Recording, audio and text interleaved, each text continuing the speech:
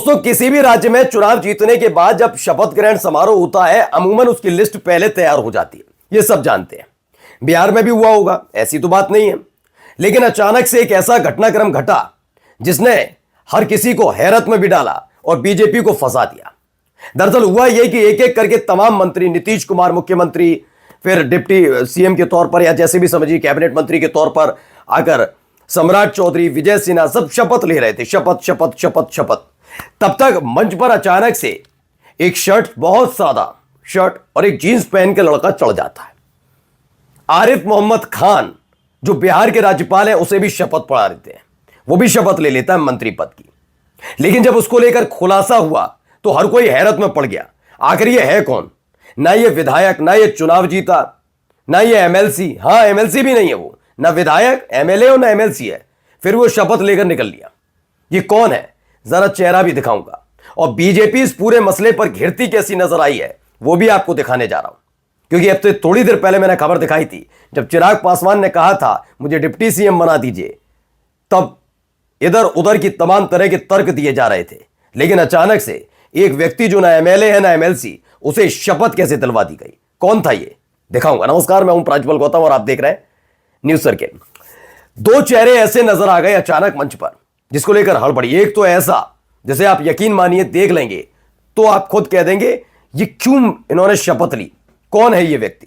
पहले उस चेहरे को आप देख ही लीजिए। ये शपथ ले रहे हैं बिल्कुल साधारण तरीके से। आप देखिए, शर्ट जैसे होते हैं ना, शपथ लेने आते हैं तो थोड़े तैयार होकर आते हैं, कुर्ता पजामा पहन लो। वो तो हमारे यहाँ देखिए राजनीतिक तौर पर परिधान है, गलत बात नहीं है, ठीक है। जैसे विदेशों में होता है कोट पैंट पहन के आते हैं, लेकिन यहां पर हमारे यहाँ क्या होता है, ज्यादातर कुर्ता पजामा पहन के आते हैं, ठीक है।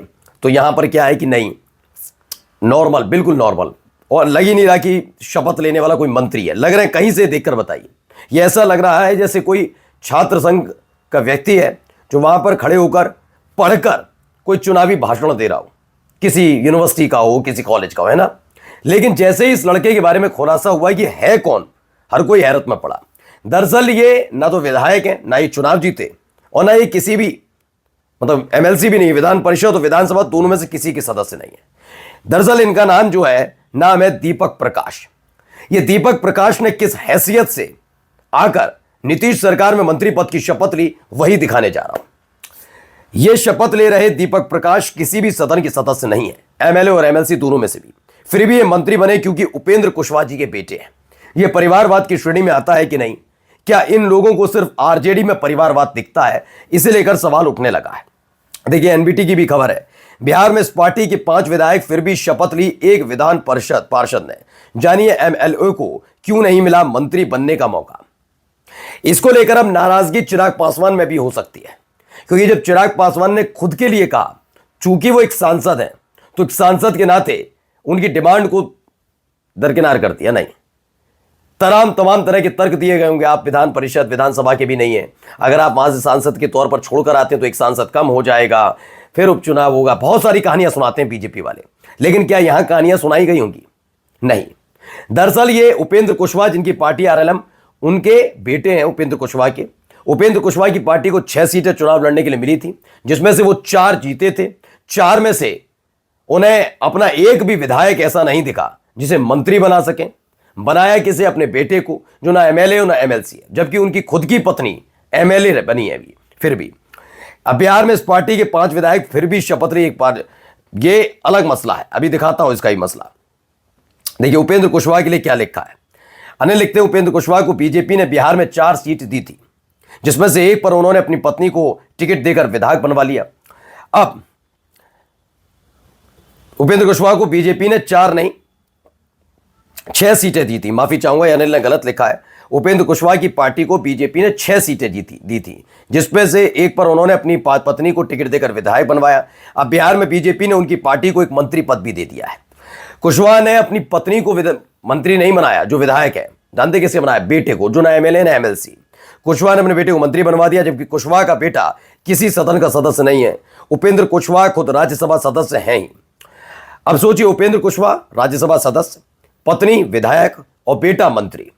ये बिल्कुल उसी स्टाइल में चल रहे हैं जिस स्टाइल में नीतीश सरकार के नेता अशोक चौधरी चल रहे हैं। अशोक चौधरी खुद मंत्री और बिटिया रानी उनकी सांसद हैं जो एलजेपी से हैं, रेणुका चौधरी।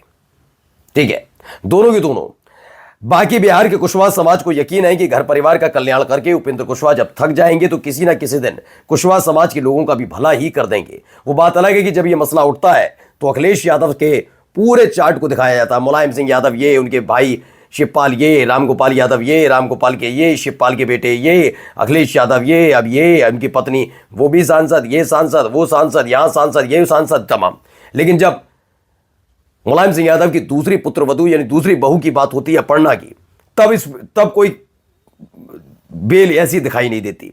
इन्हें अपनी पार्टी, अपने नेता नहीं नजर आते। इन्हें कौन नजर आते हैं? सिर्फ आरजेडी, लालू प्रसाद यादव अपने बेटे को मुख्यमंत्री बनाना चाहते हैं। मोदी जी का बयान था, मोदी जी का बयान था कि सोनिया गांधी अपने बेटे को प्रधानमंत्री बनाना चाहती हैं। एक बार मोदी जी ये भी कह दूं कि उपेंद्र कुशवाहा ने अपने बेटे को बिना चुनाव लड़ाए और विधान परिषद भेजे मंत्री बना लिया। इसमें क्या है? फिर नैतिकता की बात दवाई मत दीजिएगा कि मैं बहुत नैतिकतावादी हूं, अपने आप को नैतिकतावादी मत कहिएगा, ठीक है ना। देखिए इसमें पूरा कहानी है। लोकमत हिंदी ने लिखा, पिता उपेंद्र कुशवाहा सांसद, मां स्नेहलता कुशवाहा विधायक और बेटा दीपक कुशवाहा मंत्री। बिहार में कुशवाहा परिवार की राजनीतिक पकड़ ये लगातार हो रहा है। यह सवाल इसलिए ऐसे वक्त में उठा जब चिराग पासवान वाला मसला तो चल ही रहा था। इसी बिहार चुनाव में नरेंद्र मोदी साहब ने परिवारवाद की नई परिभाषा सुना रहे थे, बड़ा बता रहे थे कि कितना परिवारवाद के खिलाफ खड़े। हम नहीं बर्दाश्त करते परिवारवाद, हमारे यहां नहीं होता परिवारवाद। आखिर में क्या निकल रहा है? ये परिवारवाद की कौन सी बेल है जो जाती तो आपके यहां से है लेकिन आपको दिखाई नहीं देती? आप अंदाजा लगा रहे हैं? ये खेल चल रहा है और ये खेल खुल्लम खुल्ला खेला जा रहा है दोस्तों। ऐसे नहीं कि पीठ पीछे छुपे किसी से खेला जाता हो, खुल्लम खुल्ला खेला जाता है। आइए अब एक और है, जो मैंने दिखाया। बिहार में इस पार्टी के 5 विधायक, हिंदुस्तानी अवामी मोर्चा की बात हो रही है। एक भी विधायक इस लायक नजर नहीं आया कि उसे मंत्री बनाया जा सके। फिर भी एक विधान पार्षद ने ली, विधान पार्षद जो है विधान परिषद के सदस्य ने, एमएलसी ने ली शपथ। एमएलए को क्यों नहीं मिला मंत्री बनने का मौका? यह सवाल उठने लगा है। अब देखिए इसमें क्या है। बीजेपी, जेडीयू, एलजेपी, रामविलास, हम और आरएलएम के कोटे से मंत्रियों ने गुरुवार को पटना के गांधी मैदान में शपथ ली। 10वीं बार मुख्यमंत्री की शपथ लेने वाले मंत्रियों में संतोष कुमार सुमन का भी नाम है, जो इस बार न विधानसभा चुनाव लड़े न ही विधायक बने। वो अपनी पार्टी के विधान पार्षद यानी विधान परिषद सदस्य हैं। उनकी पार्टी से 5 विधायक हैं, लेकिन फिर भी लॉटरी उनकी ही लगी। इस बार भी इन्होंने यही किया। कौन कौन विधायक है इनकी पार्टी से देखिए। हम के 5 विधायक जीते। इमामगंज से दीपा मांझी जो जीतन राम मांझी की बहू है, सुनते जाइए। कुटुंबा से कांग्रेस के बिहार अध्यक्ष राजेश राम को हराने वाले ललन राम। अब आइए बाराचट्टी से ज्योति देवी जो जीतन राम मांझी की समधन है। अतरी से रोमित कुमार और सिकंदरा से प्रफुल्ल कुमार मांझी चुनाव जीते। ठीक है, 2 तो इनके यही है परिवारवाद का खेल, और तीसरा अपना बेटा बना ही दिया। क्या फर्क पड़ता है? लेकिन हां, घुट्टी किसे पिलानी है परिवारवाद की? आरजेडी को, समाजवादी पार्टी को, टीएमसी को, स्टालिन को, कांग्रेस को। अपना नहीं देखना। नमस्कार।